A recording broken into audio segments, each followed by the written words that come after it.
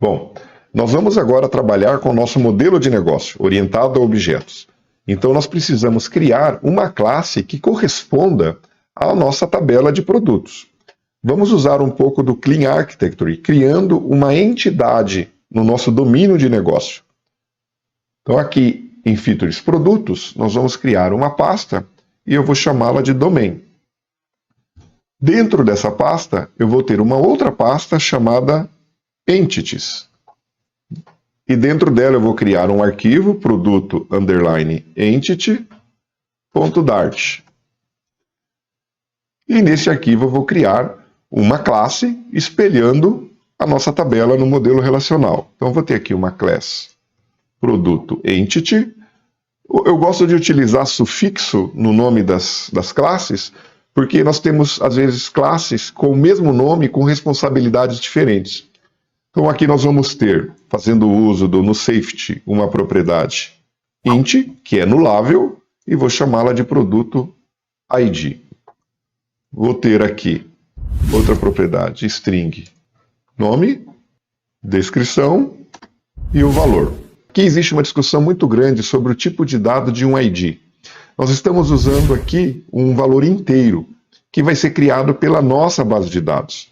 Como estamos usando uma base de dados local ao dispositivo, isso não interfere muito, não tem problema. Mas se for uma base de dados onde é compartilhado e existe a centralização na nuvem, por exemplo, eu não posso deixar a criação no meu dispositivo do ID, porque várias pessoas vão estar trabalhando com isso. Eu posso deixar a aplicação totalmente conectada e criar o registro lá e depois obter o ID, ou eu posso usar uma string fazendo uso de um UID ou um GID. Mas existem discussões sobre a eficiência de uma chave primária, um identificador do tipo string. Mas essa discussão eu vou deixar para depois. Nós temos aqui uma mensagem de erro dizendo que essas variáveis, né, essas propriedades são final e precisam ser inicializadas. Então eu vou usar aqui o IDE e vou criar um construtor para que crie isso para mim. Só que eu quero que essas propriedades sejam opcionais, então eu vou colocá-las entre chaves. Mas elas são obrigatórias, então eu preciso colocar o required.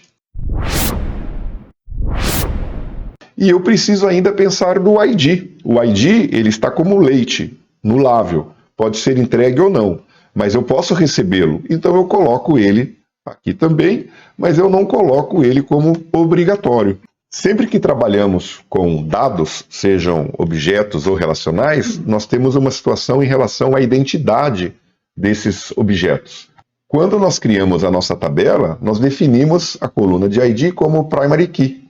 Isso já define que ela tem que ser única. Quando nós trabalhamos com objetos, nós não temos a situação de chave primária, nós temos a situação de identidade de um objeto. E para isso, existem métodos que nós poderíamos sobrescrever na classe responsáveis por isso, que seriam a igualdade, o equals e o hashcode. Isso gera muito código e gera muita responsabilidade para a gente. E já existem pacotes que fazem esse trabalho e que nos auxiliam bastante. Nós faremos uso do Equitable, que já estamos utilizando de aulas anteriores. E nós temos ele aqui na versão 2.02, identificada no PubSpec. Precisamos adaptar, então, a nossa classe de entidade para fazer uso desse pacote.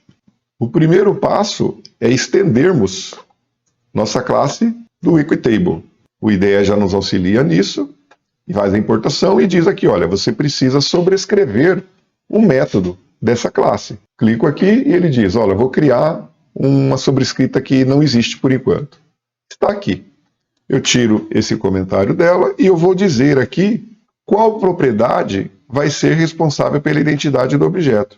Eu tiro esse troll que ele coloca e é uma lista, porque a identidade pode ser composta por várias propriedades, mas eu vou dizer aqui que é o produto ID, a única propriedade responsável pela identidade do objeto. Aqui nós temos um warning, que ele está dizendo que essa classe ela pode ser mutável, mas ela é imutável, mas estamos trabalhando nela como mutável, porque nós temos aqui uma propriedade nulável. Eu tenho controle sobre isso, então eu posso simplesmente clicar aqui e ignorar esse warning. Ok? É uma dica que a gente utiliza. Vamos trabalhar agora a inserção de um objeto em nossa base de dados. Vamos fazer ele de uma maneira parametrizada, que a nossa aplicação cliente, nossa aplicação Flutter, vai enviar os dados para esse método. E nós vamos aqui em data de produtos, abrir o nosso data source, e aqui após o método Open Database, nós vamos criar o nosso método de criação do registro. Primeiro método do CRUD. Então eu tenho aqui a situação, ele é um filter porque ele vai ser assíncrono.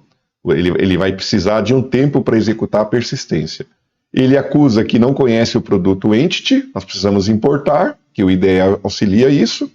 Primeiro passo é obter nossa base de dados. Então nós estamos chamando aqui o método que nós implementamos agora há pouco. Depois eu recebo esse objeto como argumento. Os dados já vêm, mas não vem o ID. O ID é gerado pela base de dados. Então, eu vou chamar aqui o rol insert, que nem nós vimos na criação da base de dados, só que agora mandando os argumentos de acordo ao objeto que eu recebi. Mas e o ID?